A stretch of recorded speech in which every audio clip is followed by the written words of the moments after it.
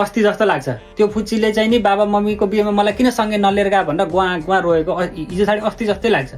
बिहे गर्ने बेला भएछ ल दिन चाहिँ कहाँ दिएछन् कुन्नी कार्डमा त हाम्रा सुपुत्र डाक्टर भनेर ल्याएछ डाक्टर लेखेपछि त अमेरिका अस्ट्रेलिया क्यानाडा त होला नि एकदम धनी मनी हुन् उनीहरूसँग हाम्रो तुलना हुन सक्दैन जाने हो दुडा अक्षता टिका टाँसेर के छ त्यही दिने हो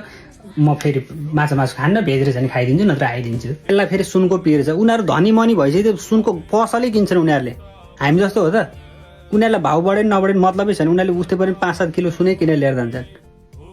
एक केटीले आफै खोज्याएर केटा अनि आमा चाहिँ त ठुल्ठुला गफ हान्दै थियो हाम्रो छोरीले त घोसे मुन्टो लाएर मात्रै हिँड्छ केटाहरूको त मुखैमा हेर्दैन मान्छेसँग बोल्दै जाने छैन भन्दै थियो पार्टी प्यालेसबाट गर्ने भने चाहिँ के छ यहाँ गाडी साडीको व्यवस्था छ अरे कि आफै खोजेर जानुपर्ने हो यहाँ ल्याएर त कतै हेर्दै चाहिँ लाँदा मिल्ने भए त्यसो खलकले गाउँ सबै आफन्त सबैलाई अस्ट्रेलियामै लगेर बिहे गराउँथ्यो नमिल्ने भएर अहिले अस्ट्रेलिया भिसा कडाइ छ त्यही भएर हो नत्र तिनीहरूले सबैलाई लिएर जान्थे तिनीहरूसँग पैसा कमी छैन नि त यसरी खर्च लाएर बिहे गर्ने भने त हाम्रो घर बाहिर नै उड्छ नि हामी त सक्दैनौँ नि हामी त त्यसरी गर्दैनौँ है कसैको बिहे पनि हामी त सामान्य तरिकाबाट हो घरबाट गर्ने हो कोही आउँछ नआउँदैन बोला ढोन्जन कुरो भएन